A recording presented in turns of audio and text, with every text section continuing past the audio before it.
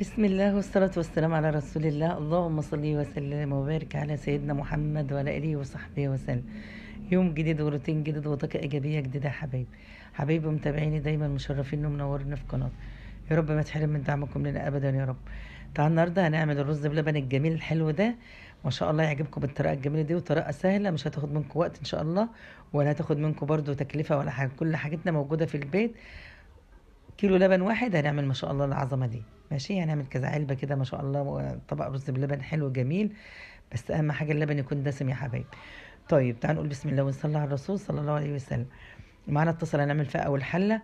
معانا حوالي نص كوبايه رز تكون مغسول. رزنا البلدي ما فيش احسن منه في الحاجات دي يا حبايبي.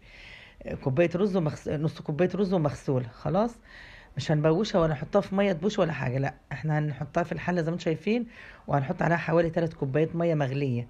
لو عايز تحط ميه بارده عادي من الحنفيه عادي، بس انا بقول يعني تسرع في سوى الرز. ماشي، هنفضي عليها 3 كوبايات رز وهنشوف مراحل السويه. طبعا كل شويه هنكشف الغطا هنلاقي لسه الرز ده يعني كل ما هتشرب الثلاث كوبايات ميه دول، بس على نار هاديه اهم حاجه عشان ما يتلسعش. طيب هو كده الوقت معانا يا ما شاء الله دخل في السويه زي ما انتم شايفين اهو. انا عدى برضو مرحله كده وانا بتكلم معاكم كان لسه فيه ميه. لما تعملي كده تفتحي من نص الحله كده بالمعلقه بالاسباتيولا، تلاقي ان الرز مش بيجي على بعضه. يعني بتفتحي فتحه في النص كده تلاقيها بعيده عن بعض، تعرفي ان هو كده ما شاء الله استوى وما عادش فيها ميه. ماشي، حتى لو فيه ميه مش مشكله برضو، الميه دي فيها نشا بتاع الرز جميله مش وحشه يعني. طيب بعد كده هيبقى لما لحد ما ينشف زي ما انتم شفتوا كده خلاص. هنجهز اللبن بتاعنا بقى. نص كوبايه رز يا جماعه، قاعده كده، كوبايه الرز عايزه لترين لبن، عايزه 2 كيلو لبن. النص كوبايه رز عايزه كيلو لبن بس. ماشي.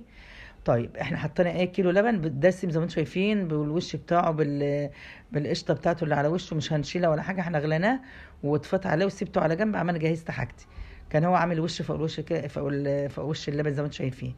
طيب احنا اتفقنا مع بعض ان النص كوبايه رز هتاخد نص كوبايه سكر برضو.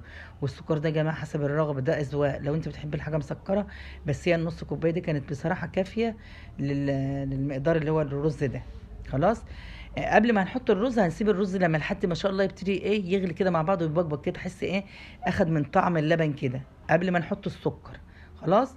يعني بعد ما حطينا اللبن هنسيبه مع الرز شويه ياخد ويد مع بعضه كده لحد ما شاء الله يبتدي بيعمل فقاقيع كده، ياخد من طعم اللبن. بعد كده ننزل بنص كوبايه سكر. خلاص. هنقلب مع بعض برضو كويس. طيب معانا حوالي حوالي يعني ربع كوبايه ميه من حنفيه عادي. هنقلب عليها معلقه نشا واحده، معلقه اكل نشا واحده. ماشي، هنقلبها كويس وننزل عليها باللبن. بس ساعتها هنقلب بالسباتشولا او بالمقصوصه بتاعتنا انتوا شايفينها دي خالص، او بالمضرب لحد عشان ما شاء الله ما يتكتلش وياخد يعني ياخد لون من ارضيه الحله. لان اللبن لما بيشوط يا جماعه بصراحه بيبقى صعب جدا، مش هتقدري تعالجيه لا من ريحته ولا من لونه. فاحنا بعد بعد ما حطينا السكر هنبتدي نحط النشا. حطينا النشا ما شاء الله نقلب برضو لحد مش هنسيبه يغلي كتير، لحد ما النشا تستوي كده بيعمل فقاقيع كده هتطفي عليه.